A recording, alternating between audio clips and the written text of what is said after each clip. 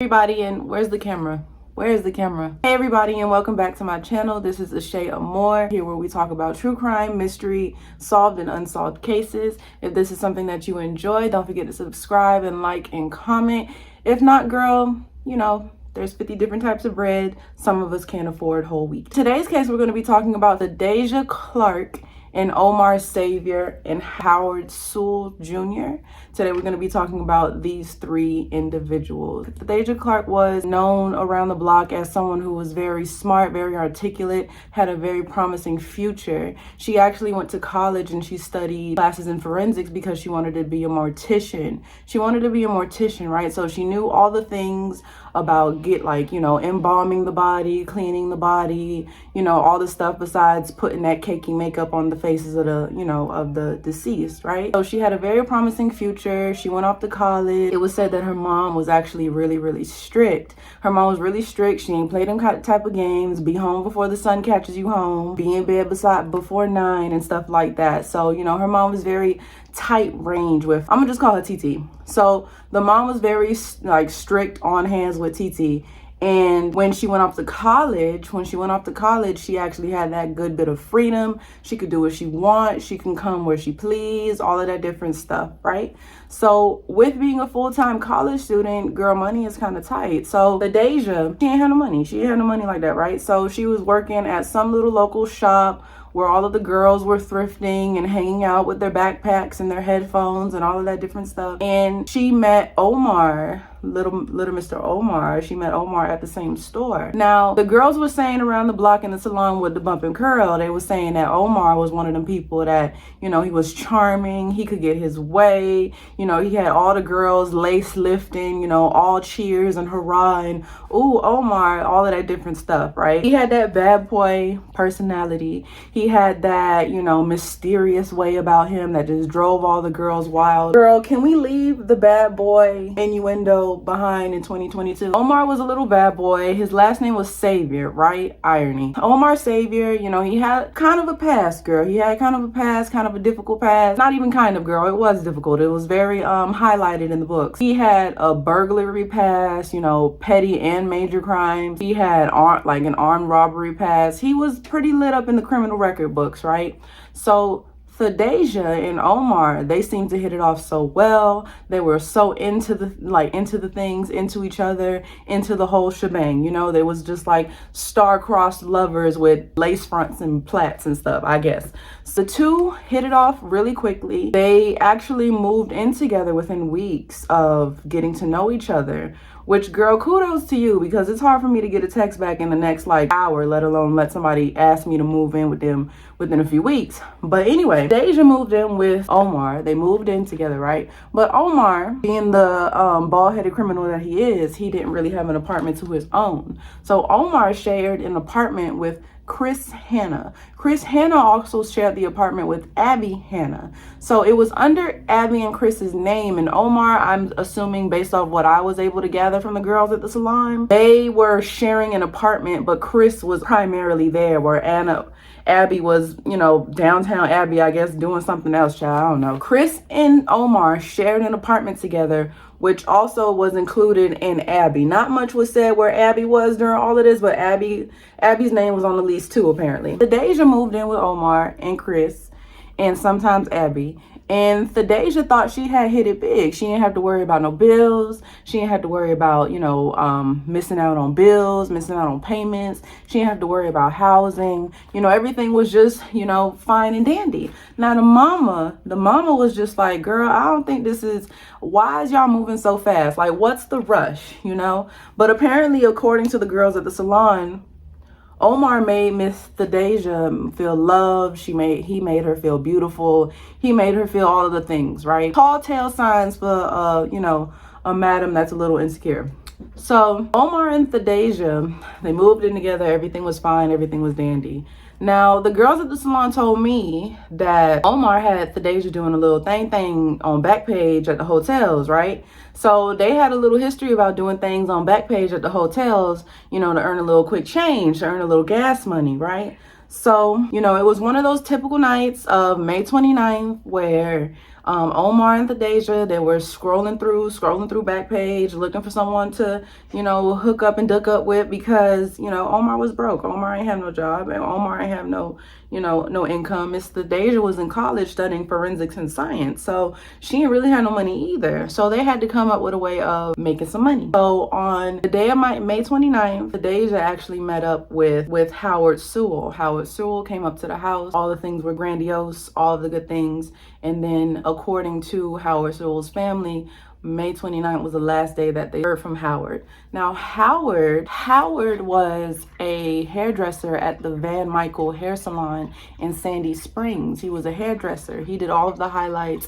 He did all of the cuts, all of the trims, all of the good things, right? To make you feel beautiful, make you feel loved. He was very loved. Everybody liked him. He always was that kind, generous person. Always made sure you was straight. He was a very kind-hearted, light-hearted, very sweet individual. And on the day of May 29th, Howard actually told his friends and his family that he was going to meet with a girl that he met that came down from Virginia and it was in Georgia for the night. And that was the last time that they heard from him. The family actually reported Howard missing because they didn't hear from him over the course of, I believe, 6 days. So within those 6 days, Howard was reported missing. Everybody was up in arms. Everybody was worried where he was. Now, going back to the night of May 29th, Amour actually ended up going to the hospital. Amour ended up going to the hospital because Sis got shot. Sis got shot. He was shot multiple times. He had said somebody with dreads had did it. When he had got dropped off, it was apparently two individuals that he didn't know, but he called them friends. Now, this is where my problem sets in. How you say they your friends, you don't know their name? Because he told the people that he didn't know their name. Now, I can understand your mama's birthday. I can understand your dog's birthday, middle name, last name. But how you call people your friends and you don't even know their name? But anyway, Amour had ended up going to the hospital. He was shot multiple times. He had said some random dude with dreads had shot him up, shoot him up, stick him up, kid. You know, that's what happened to Amour. He ended up discharging himself from that hospital and he, you know, he went home. He went home with the things, right? So 6 days have passed from May 29th and they find a body. They find a body behind the Garber body shop. Some random man was walking his dog and he found a body behind the Gerber baby. The body was severely burned and they couldn't really tell who it was besides the fact that it was an African-American man. They did the autopsy report, wrote it up and everything. They couldn't really tell who he was besides the fact that he was an African-American man, calling him John Doe. So they were calling him John Doe, but then when they pulled the dental records, they found out it was Howard Sewell Jr. They ended up having to tell the parent, the family of Howard that, they found Howard. Unfortunately, he had passed away. They suspected it to be a homicide. It's one thing, and it sounds dark, but it's one thing to kill somebody, but it's another thing to burn them up, like burn them whole and then just leave them there. So they did the dental record. They were able to obtain the phone records from Howard, and they saw that Howard actually was texting Miss Thadeshia. So he was texting Miss Thadeshia, and they had ended up going to the Marietta Apartments where Thadeshia, Amour, and Chris were hanging out at, right? They had went there and the whole house was a mess. The whole house was a mess. Nobody was there. Nobody was around. Nobody was hanging out in the living room watching NFL. Nobody was there. It was literally just trash everywhere. The house was a mess. It looked rushed. Everybody was just out and about, going to Aldi's, and they left their house a sty. They ended up doing a little investigation because they're like, Howard was texting Thadeshia and Yugi. They ended up going to the house and they saw that Howard was texting Thadeshia. They looked up Thadeshia's little criminal record. They saw Thadeshia was clean. So they saw she had no criminal record, but they ended up going to the house anyway. They ended up going to the house and they ended up, going inside the house. They got permission to go inside the house and they saw the house was a mess. They saw the house was a complete mess, girl. Everything was on the floor. Trash was everywhere. It looked rushed. You know how when you wake up 5 minutes late for work and then you still rushing to get ready, that's going to change the fact that you still late? It was kind of them situations. They ended up checking out the house. Everything was a mess. They ended up doing the little forensic, CSI minus the sunglasses. They did everything in the living room. They threw Miss Luminol over the living room, girl, and that's when everything just lit up like Christmas. So they threw the luminol over, and they saw that it was blood splatters. Even before they even threw the luminol on there, they saw it was bullet fragments in the wall. There was shell casings on the floor. The luminol, they saw the blood splatters in different areas of the living room. And when they actually went over to a piano bench, they lifted Miss Piano Bench, and they saw that there was blood splatters inside of the piano bench. You know, they took all that evidence down. Like, it was like Toys R Us on Black Friday. Everybody was just picking everything. They had enough evidence to last them a lifetime. They are putting out a warrant for the three of them, because they're just like, girl, how you gonna lead a house like this? So before they even go out and do the warrant, they go outside, and then they go to the outside patio, or whatever the case might be. They went to the outside patio, and then they saw a grill. They went to the grill, and they lifted the grill, and then they saw that it was melted credit cards, it was melted IDs, it was a melted shoe. Which, girl, how y'all melt one shoe? Where did the other shoe go? But anyway, they had a melted shoe, a melted credit card, and a melted ID. So they assumed that it was showing that on the actual credit cards, they were like fused together because they were melted. So it was kind of painting a picture that, you know, Howard definitely was here on the night of the 29th. So then they go around the detectives and whatnot, they going around the area, and they like trying to get some account, some word or something that something weird had happened, right? So they was talking to neighbors. Some didn't want to talk, you know, but some of them did talk. Good for them, because when the neighbors that actually talked to the detectives, they had said that the night of the 29th, they heard a loud bang, they heard shouts, they heard arguments. They heard some stuff. They heard a loud bang, like gunshots. And then later on that night, like around 2 o'clock in the morning, one of the neighbors actually saw Thadeshia hanging out by the barbecue pit like it was the 4th of July, throwing stuff into the grill and burning it. So they was just like, I know we get drunk and then we do some weird stuff, girl, but not any of us are barbecuing at 2 o'clock in the morning. So what are you doing? So all signs had pointed to Thadeshia. They put out a warrant for Thadeshia, Omar, and Chris Hanna.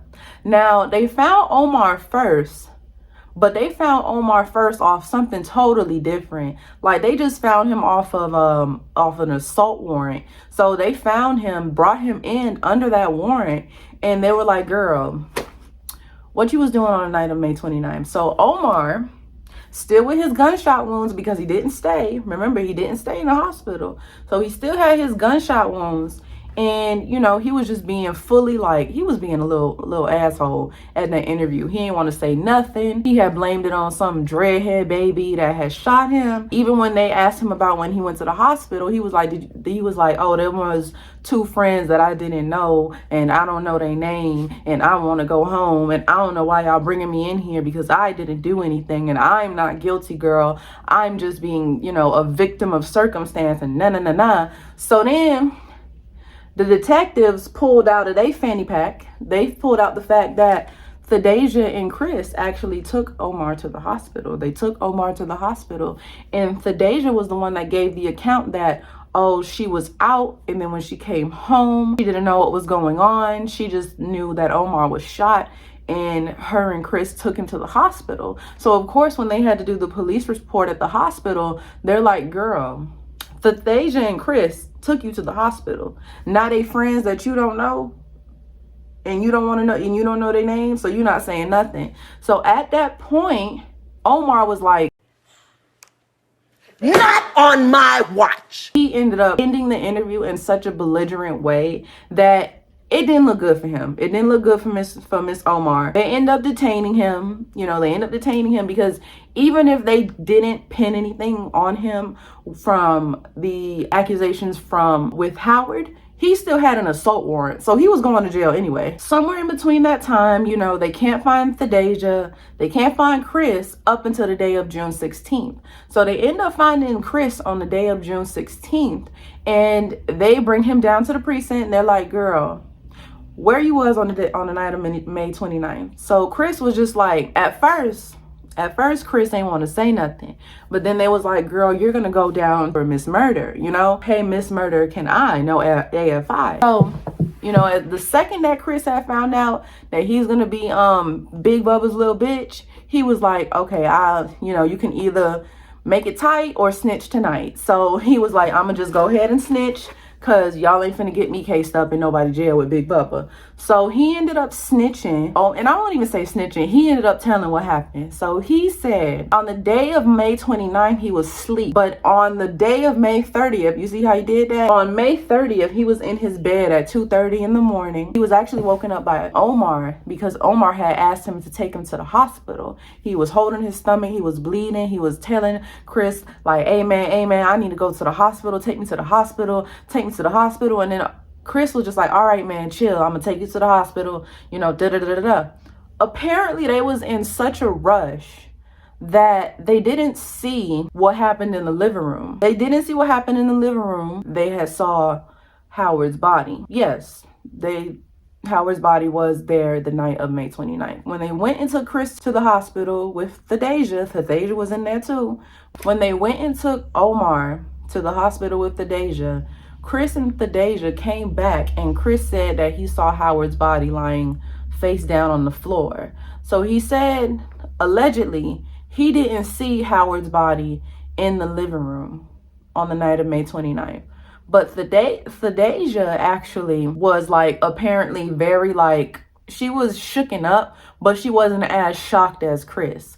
So Chris actually admitted to helping Thadeshia clean up the crime scene, bag Howard's body up, and take him to dispose of the body. So before that, Chris actually said that Thadeshia actually volunteered to help him take the body, because apparently initially Chris was just gonna take the body and he was gonna have one of his other friends or whatever come and bring him over and help dispose of the body. But Thadeshia was like, nah, I'm gonna help you take the body. So she cleaned with her knowledge of being a mortician. She cleaned with her knowledge and her bleach and her wipes, and she cleaned up the crime scene as best as she could. She bagged up the body. They kept the gun in the car, which actually was Howard's car. They drove Howard's car with Howard's body down to Paulding County. They drove 15 miles outside of Marietta to Paulding County and disposed of the body behind the Garber auto body shop. But before that, Thadeshia thought to burn the body because they wanted to burn the evidence. So she was the one that actually incited burning the body and leaving the body there to be found. They go back to the house and they're continuing to clean up the crime scene.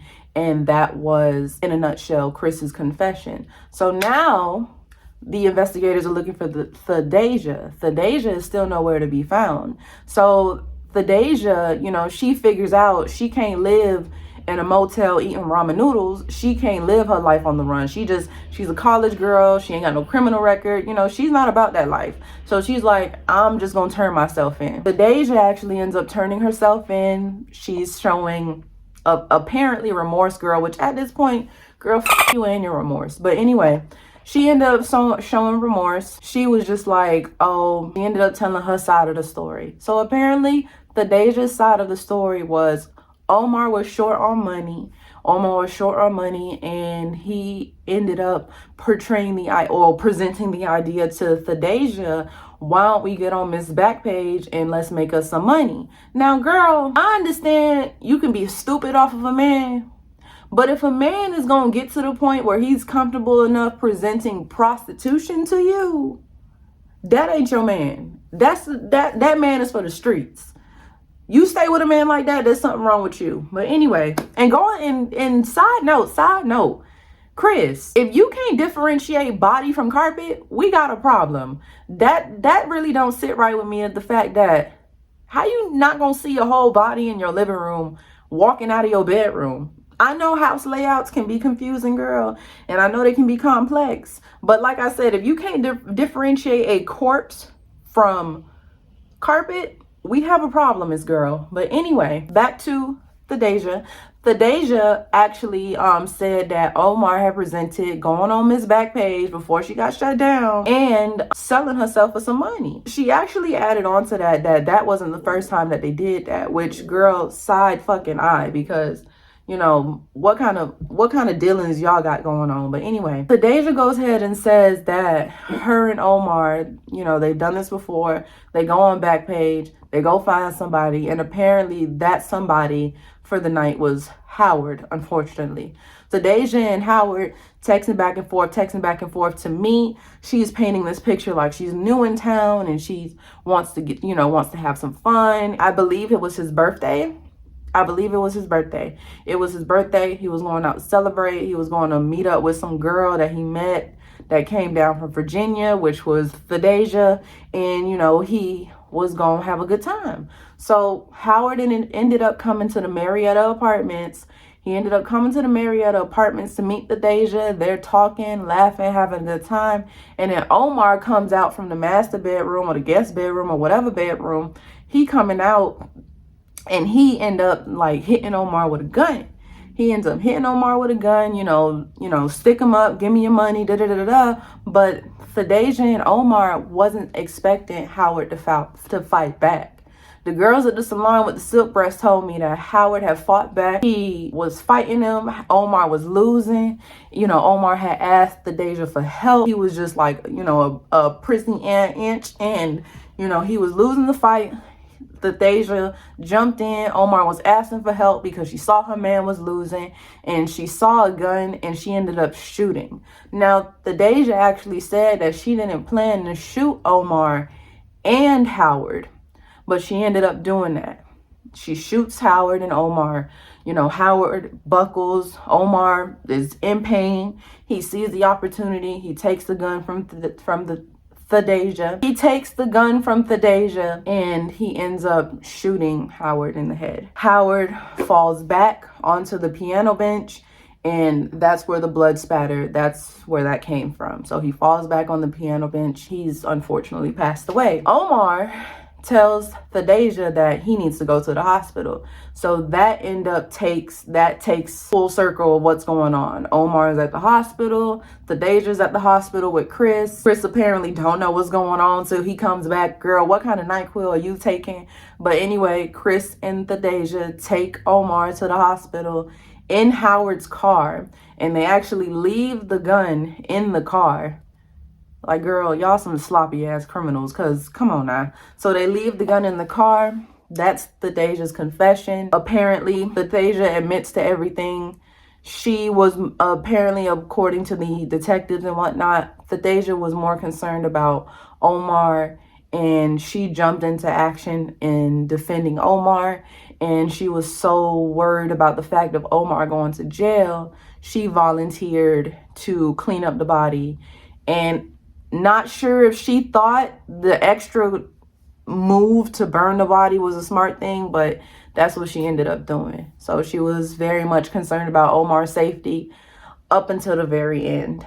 Thadeshia and Amour are both sentenced to life without parole. Chris Hanna is sentenced to 15 years. And Abby, Hannah, and apparently Matthew Wilkes, they were actually brought in as well because they were suspected of harboring the body in the house and helping to dispose of the body over the course of the next few days. So they're still pending sentencing to this day. But girl, if you want to write Amour and Thadeshia, y'all can Google it, but y'all can send them, lockdown love in the courthouse. But that is the story of Amour Wilson, Thadeshia Clark, and Howard Sewell Jr. Major apologies if I butcher up the name. Still trying. But yeah, let me know what y'all think. I honestly think they got what they deserved. Howard definitely didn't deserve that. And, I'm glad that the family was brought justice, but, it's still not going to bring him back. Let me know what you think about the case. If you have any suggestions of a case, let me know. Like, comment, subscribe, and I will see y'all in the next video. Have a good one. Bye.